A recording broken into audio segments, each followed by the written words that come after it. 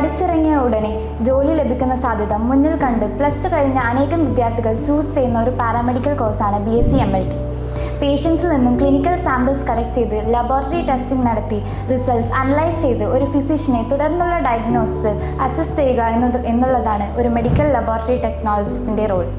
ഇത്തരത്തിൽ BSc MLT കോഴ്സിന് join ചെയ്യുമ്പോൾ ഒരു വിദ്യാർത്ഥി കൂടുതൽ ശ്രദ്ധിക്കേണ്ടത് കോളേജ് വൈസ്ലി ചൂസ് ചെയ്യുന്നതിലാണ്. We have Manisha M. Joseph, Associate Professor in Microbiology, Ahalya School of Paramedical Sciences with us. Hi ma'am, why to choose Ahalya for studying BSc MLT? Thank you Fasna for the question.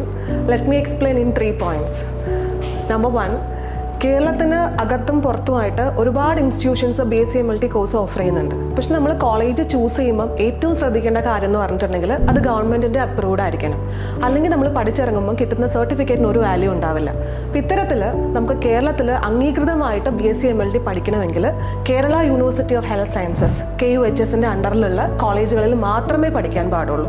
ഇങ്ങനെ നോക്കുകയാണെങ്കിൽ പാലക്കാട് ജില്ലയിൽ കുഹാസിൻ്റെ അണ്ടറിലുള്ള BSc MLT run ചെയ്യുന്ന ഒരേ ഒരു college Ahalia school of paramedical sciences ആണ്. Number 2, BSc MLT ഒരു പ്രാക്ടിക്കൽ ഓറിയന്റഡ് കോഴ്സാണ്. സോ തിയറി പഠനത്തെക്കാളും കൂടുതൽ കുട്ടികൾക്ക് ലഭിക്കേണ്ടത് പ്രാക്ടിക്കൽ സ്കിൽസും അതേപോലെ ക്ലിനിക്കൽ പോസ്റ്റിങ്ങും ആണ്.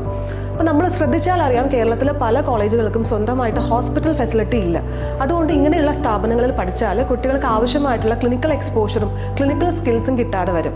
എന്നാൽ ഹിയർ ഇൻ അഹല്യ നമുക്ക് നമ്മുടെ ക്യാമ്പസിൽ തന്നെ അഹല്യ ഹോസ്പിറ്റൽ ഉണ്ട്, which is having NABL accredited laboratories, which is running all the clinical testing with sophisticated ultra modern facilities and machineries.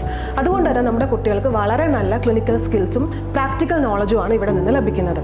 കൂടാതെ 4ാമത്തെ വർഷം കോഴ്സ് പഠിച്ചിറങ്ങുന്ന വിദ്യാർത്ഥികൾക്ക് വേണ്ടിയിട്ട് ക്യാമ്പസ് സെലക്ഷൻ വഴി കുട്ടികൾക്ക് അഹല്യ ഹോസ്പിറ്റലിൽ നിന്ന് പ്ലേസ്മെന്റ് ലഭിക്കുന്ന സംവിധാനവും ഇവിടെയുണ്ട്. Number 3 and the most attractive part is Ahalya is the biggest EduHealth green campus in Kerala. കേരളത്തിൽ എവിടെയും ഇത്രയും വലിയ ഏക്കേഴ്സിൽ പരന്നു കിടക്കുന്ന വിശാലമായിട്ടുള്ള ക്യാമ്പസ് ഇല്ല. എസ്പെഷ്യലി നമ്മൾ ഹെൽത്ത് കെയർ ഫെസിലിറ്റീസ് പഠിക്കുന്ന കോളേജുകളും ക്യാമ്പസും എടുത്ത് നോക്കുകയാണെങ്കിൽ പലപ്പോഴും അത് കരിക്കുലം റിലേറ്റഡ് മാത്രമായിട്ട് ഒതുങ്ങി പോകാറുണ്ട്. അല്ലാതെ കുട്ടികളുടെ എക്സ്ട്രാ കരിക്കുലർ ആക്ടിവിറ്റീസ് പ്രോത്സാഹിപ്പിക്കുന്ന പരിപാടികളോ ഈവൻസോ ഒന്നും തന്നെ നമുക്ക് അവിടെ കാണാൻ പറ്റില്ല. പക്ഷേ ഇവിടെ അഹല്യയിൽ കുട്ടികളുടെ അക്കാഡമിക് പ്ലസ് നോൺ അക്കാഡമിക് ആയിട്ടുള്ള എക്സ്ട്രാ കരിക്കുലർ ആക്ടിവിറ്റീസും അക്കാഡമിക് സ്ട്രെസ്സും ഒക്കെ റിലീഫ് ചെയ്യാൻ വേണ്ടിയിട്ട് അഹല്യ ഈവൻസ് കോർഡിനേറ്റ് ചെയ്യുന്ന ഒരുപാട് പ്രോഗ്രാംസ് ഫ്രീ ഓഫ് കോസ്റ്റിൽ സ്റ്റുഡൻസിന് ലഭിക്കുന്നുണ്ട്. Here we have hostel facilities, transportation in the form of college bus, everything A student should have.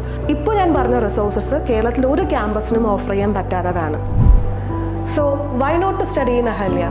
Choose your college wisely. Choose BSc MLT in Ahalya.